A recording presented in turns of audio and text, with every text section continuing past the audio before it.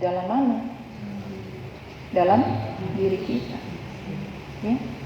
Ini kalau kita belajar Buddha Dharma, ini hal yang paling mendasar yang perlu kita camkan atau kita tanamkan dalam hati. Semua jalan keluar adanya di dalam.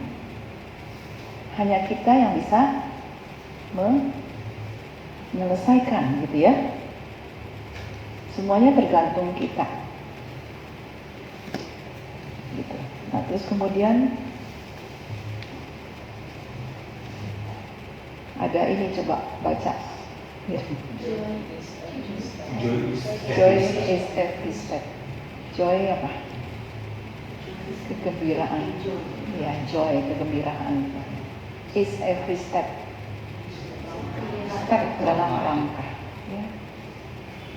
Jadi dalam setiap langkah kita itu sebetulnya itu ada joy.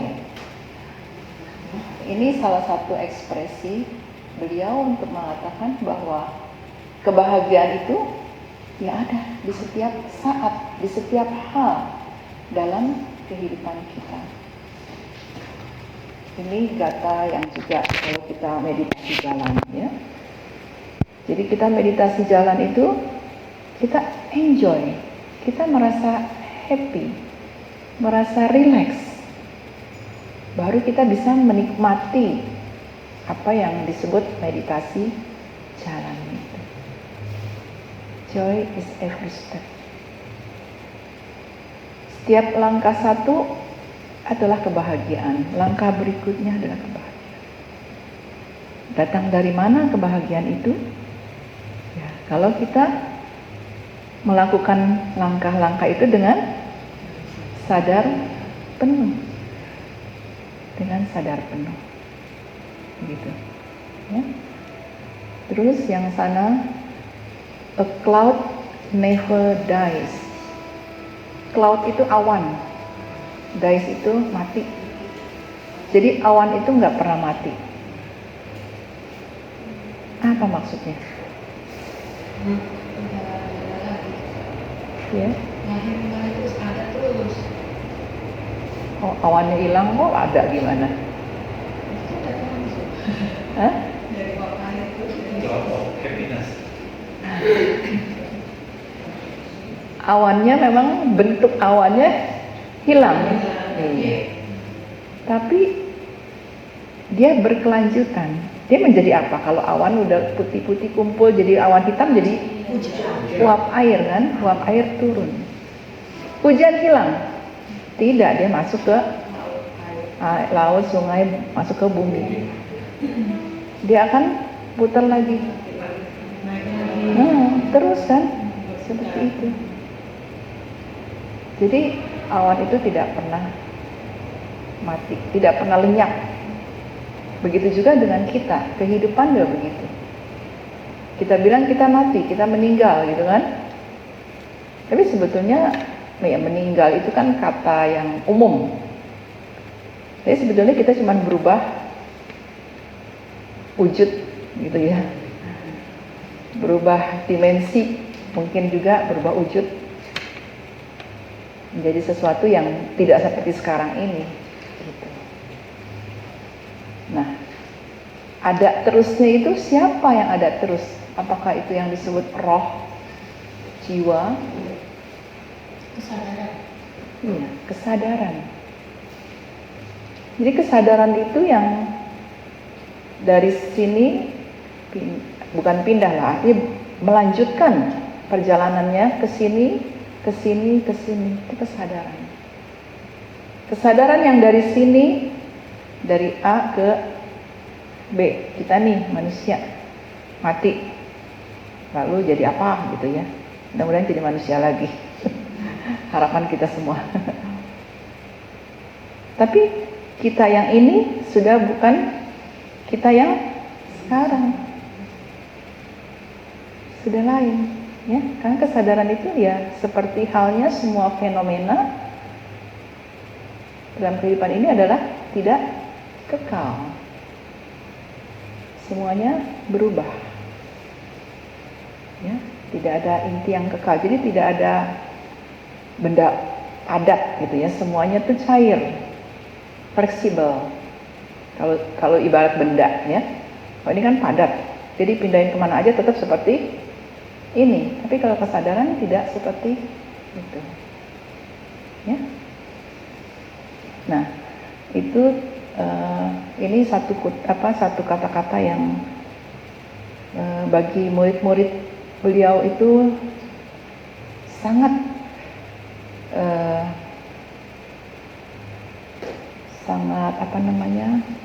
sangat kuat tertanam, ya. Karena apa? Guru besar ketika beliau sudah usianya sudah agak lanjut, ya. Mungkin ada pertanyaan, ya nanti kalau guru meninggal atau apa gitu ya, bagaimana? Beliau jawab, a cloud never dies. Jadi artinya kalian murid-murid jangan takut, saya tidak akan pernah mati.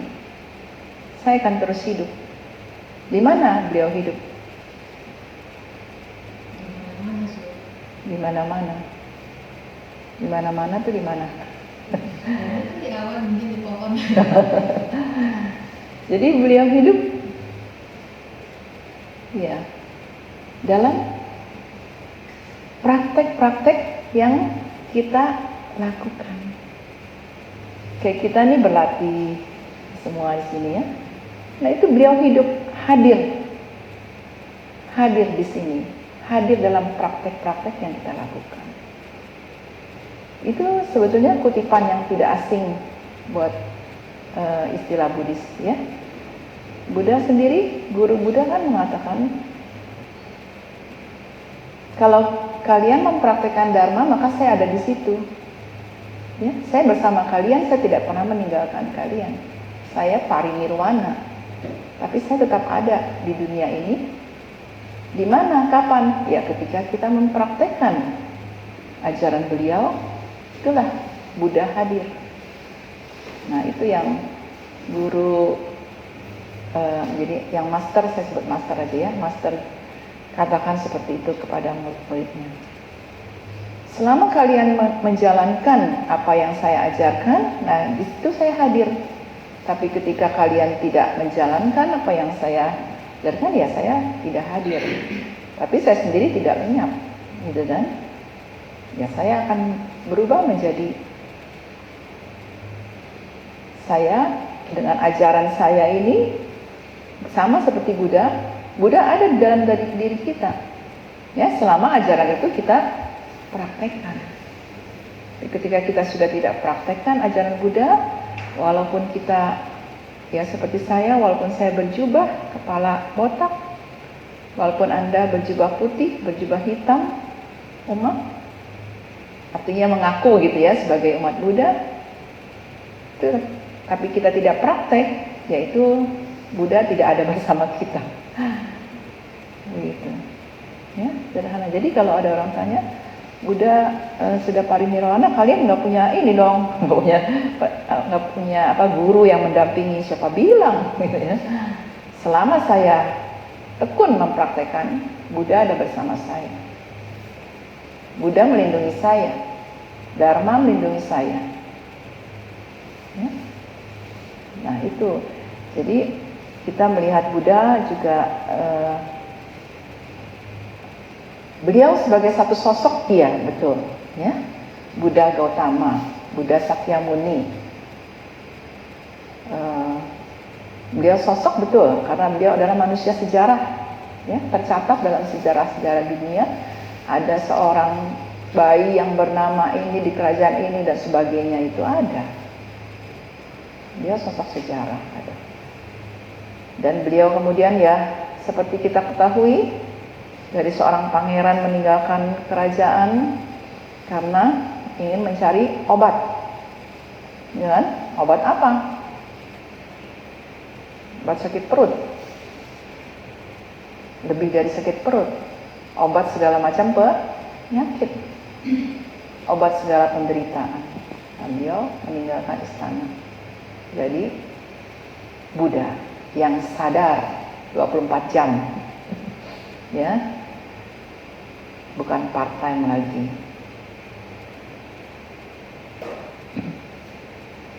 Jadi selama kita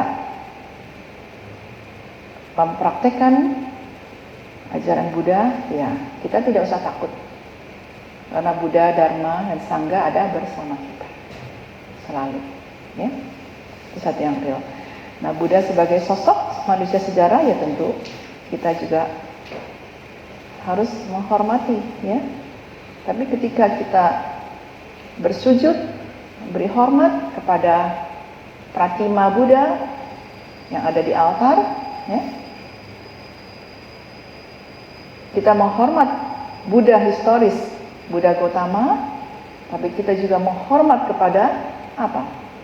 Kualitas kesadaran sempurna. Anda boleh saja tidak, saya nggak kenal Buddha Gautama historis, oke, tidak masalah. Tapi bersujudlah kepada kesadaran, kualitas kesadaran sempurna. Nggak masalah, Buddha nggak marah. Nggak dinamaskarain, Buddha nggak marah. Nggak ada efek. Ya. Tapi bersujudlah, menghormatlah atau berlindunglah kepada kesadaran sempurna. Nah itu. Kepada Dharma. Kepada apa Dharma itu? Kebenaran. Ya, kebenaran sejati. Nah, berlindung pada itu.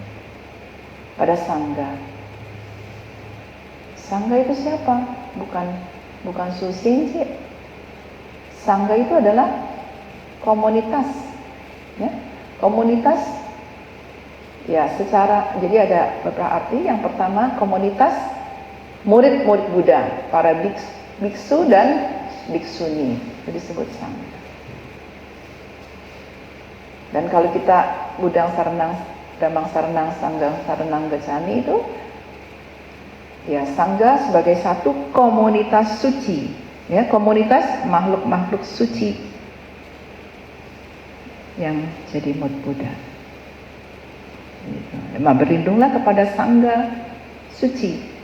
Kayak kita sering mempertegas dengan mengatakan kepada kami berlindung kepada Arya Sangha, ya, untuk sekedar menegaskan agar orang jangan salah paham. Kita berlindungnya kepada Sangha yang ini, gitu ya. Bukan, tapi kepada Sangha yang Arya. Arya itu artinya yang sudah tercerahkan. Dan juga bukan cuma satu, tetapi komunitas murid-murid Buddha. Nah itu Triratna, ya, 3 permata. Gitu. Jadi setiap kali kita bernamaskara, menghormat, selain atau tidak apa kepada Buddha historis, yaitu kita kepada kualitas kesadaran sempurna, di mana kita juga akan menuju ke arah itu, gitu ya.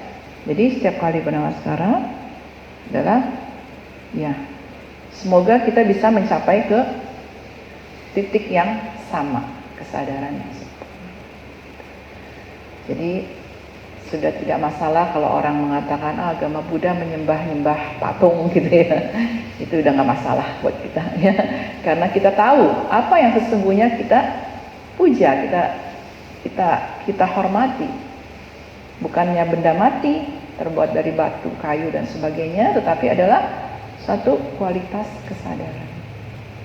Dan juga ini sekedar tambahan saja, kalau kita dimanapun kita datang, ya, kalau kita sampai ke sana, kita lihat ada altar Buddha, altar Bodhisattva, ya kita seyogyanya memberi hormat, ya, apakah dengan namaskara, dengan wenshin.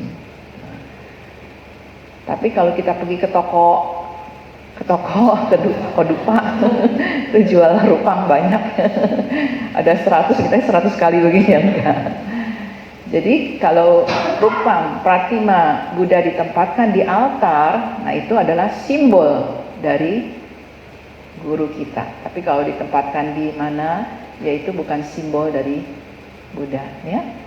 Karena banyak juga orang jadikan Buddha Rupang sebagai hiasan. Di taman, di air terjun ada Budanya di goa.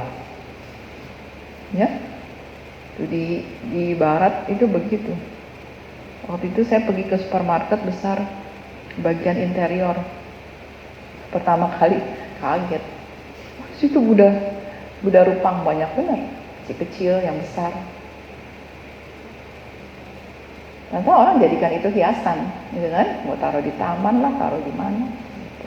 Dan kita ya ke supermarket lihat Buddha Rupang, Pratima Buddha, ya kita nggak perlu anjali usin, ya itu benda. Tapi ketika Pratima Buddha ditempatkan di altar, kita seyogyanya, ya seyogyanya memberi hormat karena itu adalah simbol dari Buddha atau kesadaran itu sendiri. Gitu. Ya, terus bicara Buddha juga di dalam tradisi ya yang beliau master ajarkan juga kan kita sudah biasa anjali nih, ya kan? Apa sih anjali itu? Apa artinya? Iya, terus maksudnya apa kira-kira? Sikapnya. Sikap aja gitu ya, itu apa nama tata krama aja ya. Kalau orang kan salaman gitu ya, cium tangan kalau kita anjali gitu ya. Ya jadi beliau menggali artinya ya dari anjali itu. Anjali itu apa? Seperti apa sih tangan kita? Menyatukan hati. Seperti apa ini? Untung teratai. Jadi beliau memaknai lebih dalam lagi. Untung teratai untukmu seorang calon Buddha. Ketika yang beri hormat dan berhormat pada seorang, nggak usah bicara apa, cukup misalnya begini. Di dalam hati kita bilang, sekuntum teratai untukmu seorang calon Buddha. Jadi artinya kita menghormati yang kita beri hormat itu sebagai calon Buddha. Nah itu juga sama seperti gata atau kata-kata itu semua mengingatkan kita kembali bahwa semua kita akan menjadi Buddha. Dalam diri kita semua ada benih kebuddhaan.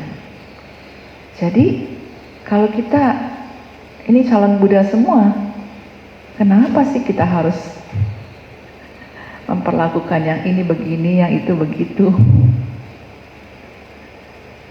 Mengatakan dia nggak level misalnya atau dan sebagainya, dia golongan ini sama semuanya. Nah itu yang dibilang melihat yang sebenarnya. Melihat yang sebenarnya kita lihat kan ini mukanya aja lain-lain kan semuanya kan. Ini kita tidak melihat yang sebenarnya. Yang sebenarnya apa? Sama tulang, apa isinya kita apa ya? Tulang, daging, kulit, darah, lendir, kotoran, semua, ya sama coba dikulitin. Sekarang lain-lain kan, coba dikupas kalau kayak buah tuh dikupas, sama isinya. Nah itu bentuk fisik, lebih masuk ke dalam lagi. Di situ ada benih Buddha. Ya. Jadi kita sama.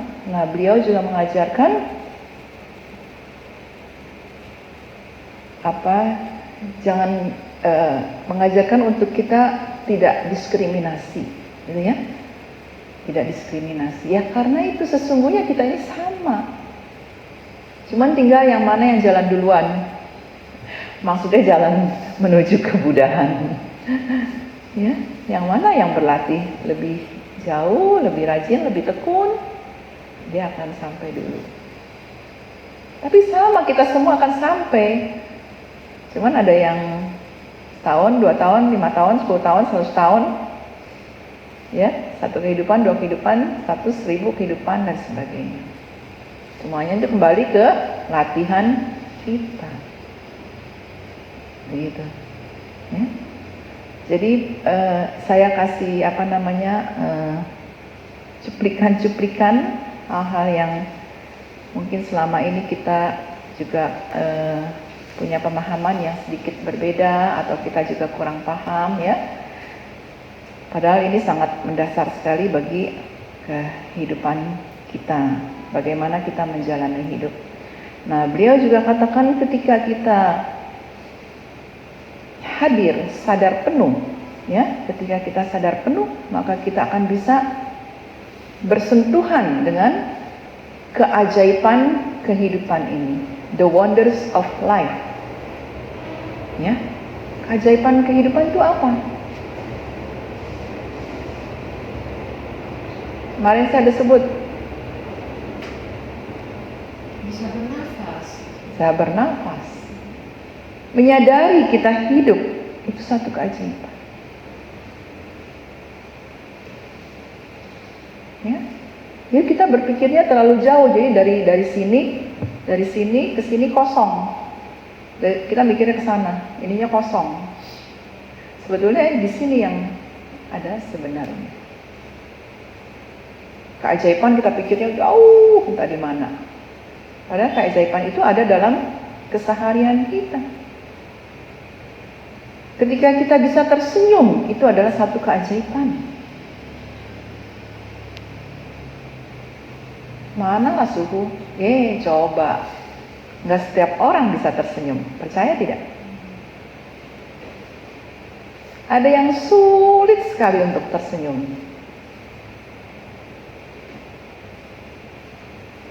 Ya. Padahal jelas tersenyum itu apalagi buat ibu-ibu, bikin awet muda. Ya, karena kan otot-otot halus di wajah kita. Nah, kalau kita sama-sama menua, yang satu suka tersenyum, satu cemberut, nggak tersenyum. Nanti yang suka tersenyum memang sama, mungkin ada keriput ya, tapi lebih sedikit dan wajahnya lebih cerah. Tapi yang nggak suka tersenyum, keriputnya lebih banyak dan makin tua makin tidak enak dilihat. Gitu kan ya, Bu Yani ya. Betul. Ya. Senyum itu satu keajaiban, satu hal yang kecil yang bisa kita lakukan. Jadi suhu bicara dharma, bicara senyum, bicara apa? Emang dharma itu apa? Dharma itu ya keseharian hidup kita. Praktek-praktek yang beliau ajarkan di dalam center beliau itu ya, itu sangat sangat menyentuh dan langsung pada keseharian kita. Nanti kita coba putarkan ya, tapi nanti misalnya tadi kita kan meditasi jalan sampai di hutan bambu. Bambunya cuma ada 3 rumpun tapi hutan namanya. Terus kan kita berdiri kan, ada apa di antara bambu-bambu itu? Matahari. Mengingatkan apa itu? Bulatan warna orange itu mengingatkan pada apa? Hah? Pada apa? Kehidupan apa? Ya, mataharinya tumbuh, berarti kan kehidupan sudah matahari. Ada yang bilang sama saya mengingatkan kepada telur asin. Telur asin, malam, bulan. Matahari. Jadi matahari ini sudah berapa lama ini? Mungkin lebih lah dari sudah setahun 2 tahun. Itu kok warnanya apa? Iya, merah, orange kuning gitu. Coba telur asin yang bagus warnanya apa? Ya kan? Yang masir, yang itu. Jadi ini bilang, suhu ada telur asin gitu. Apa Oh iya betul juga, telur asin. Mungkin dia suka telur asin. Nah, kita bisa memandang matahari begitu aja, itu satu keajaiban. Kenapa? Kita punya mata kita masih cukup untuk melihat. Bisa melihat matahari, itu juga keajaiban, berarti kita masih hidup. Bangun pagi masih bisa nafas. Terus matahari adalah penguasa, ya kan? Penguasa kehidupan sini. Kalau saya katakan begitu, setuju nggak?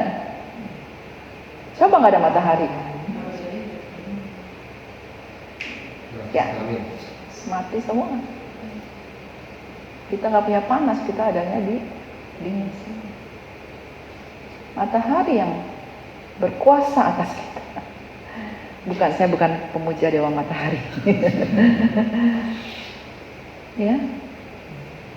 Jadi setiap pagi kita bangun, terus kemudian kita lihat matahari. Itu saya banyak suka foto sunrise. Itu jadi baru muncul matahari yang belum kelihatan, itu orange emas begitu, dengan di bawahnya ada pohon atau hitam. Itu bagus sekali. Biasa aja suhu. Karena sering. Tapi kalau kita melihat dengan sadar penuh, setiap hari itu indah. Sunrise itu indah setiap saat. Meskipun ada mendung-mendung. Kalau kita melihat dengan sadar penuh. Kalau kita cuma melihat begini, ya udah sudah. Semua juga biasa-biasa saja. Tergantung kita melihat. Ya. Terus beliau juga mengajarkan untuk kita ya menghargai dan juga merasakan persembahan alam kepada kita. Apa? Itu gemerisik daun-daun bergesekan satu sama lain. Kalau kita dengar pakai telinga biasa itu berisik amat, gaduh. Kalau kita dengar pakai telinga sadar penuh, itu satu musik surgawi. Itu indah. Bunga-bunga, ya. Siapa yang suka tanaman di sini? Punya pohon bunga?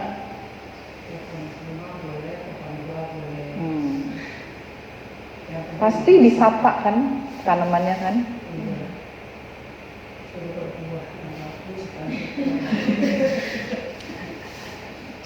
Bukannya memberi, ini meminta. Saya rawat. Memberi dulu, ya. Iya, saya rawat. Itu buku terima saya udah mau mati. Saya rawat kamu baik-baik ya. Jadi sebulan hidup, kemudian nggak jadi mati. Nggak jadi mati. Iya. Jadi kita saat dia berbunga, itu setiap bunga tidak ada yang jelek, percaya tidak? Apapun bunga itu, di tanah kayak di bunga liar kayak bunga apa, semua itu punya keindahannya sendiri. Sekali lagi kalau kita mau melihat dengan mata yang sadar penuh. Dan kita tahu dari ketika kita melihat bunga, ya, Master katakan itu tidak hanya bunga, tetapi ada apa di dalam bunga itu?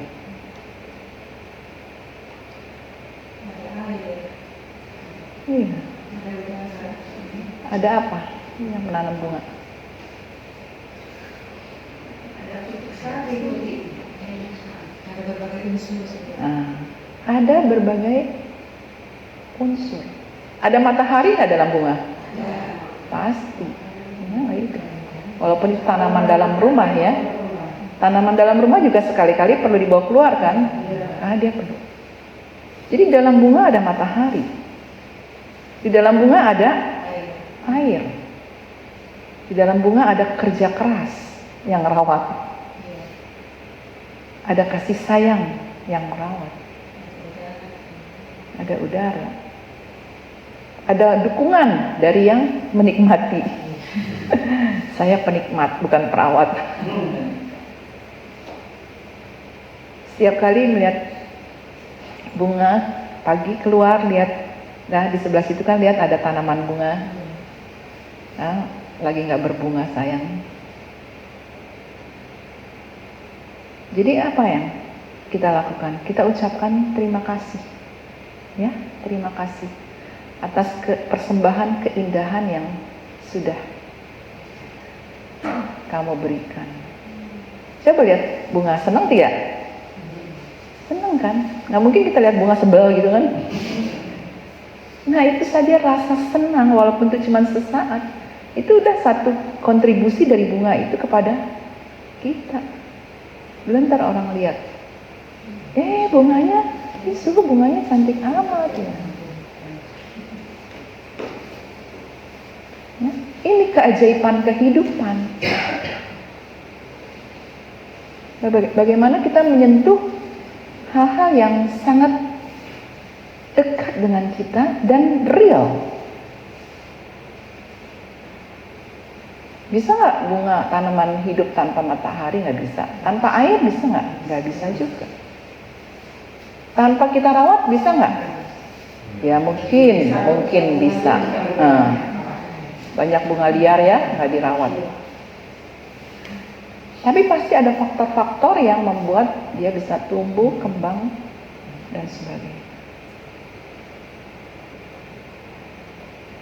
Ucapkan terima kasih kepada bunga-bunga yang indah.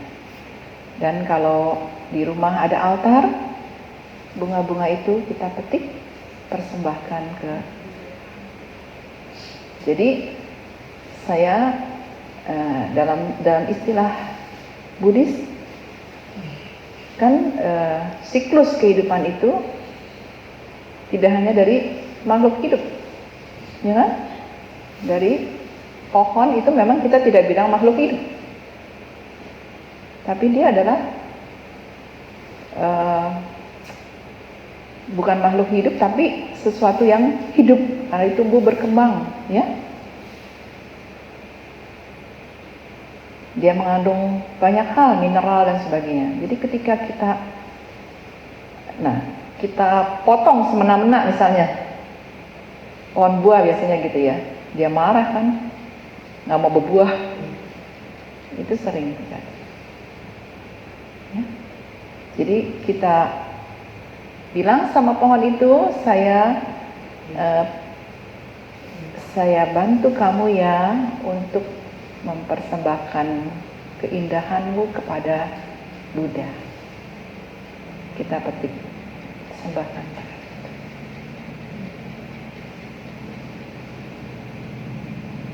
Nah, kita isi kehidupan kita dari hal-hal yang seperti itu. Rasakan keajaiban, mujizat dari melakukan itu. Apa? Kita akan lebih peka. Peka artinya apa? Melihat segala hal dengan lebih mendalam. Lihat bunga ya bunga aja sudah titik, ya kan? Kita lihat matahari, kita melihat matahari di dalam bunga. Kita melihat air di dalam bunga. Kita melihat, bukan melihat bunga tok. Begitu, ya.